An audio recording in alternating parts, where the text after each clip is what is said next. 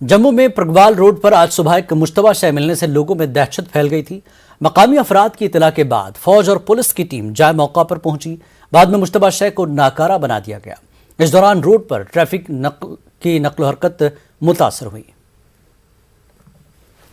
Army की गाड़ी यहाँ वहाँ से जाती है, सिविल गाड़ी है, सिविल जनता जाती है, तो हादसे बहुत हो सकते था, लेकिन आईडी मिलने के बाद ब्लास्ट करने के बाद अभी राहत है। आईडी मिली है, अभी लोगों को थोड़ी राहत है। ये सुबह सर लगभग 6 बजे हमें भी पता चला, हम इधर मौके पे आए। उसके बाद हमने देखने के बाद हमने आर्मी वालों से कांटेक्ट किया, पुलिस स्टेशन में किया। साहब हैं रिटायर सूबेदार साहब, वो आए सुबह उठ के मेरे पास 6 बजे।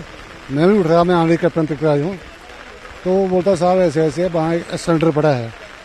मैंने खुद आके उसको देखा, एक तो उसमें पेन नहीं थी और दूसरे पीछे से ऐसे लग रहा है जैसे बेल्ट किया होता है।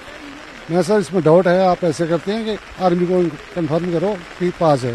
उनका नंबर हमारे पास था, हमने आर्मी को कंफर्म किया, तकरीबन 1 घंटे में उनके आदमी आ गए। बहुत दहशत हो गई थी।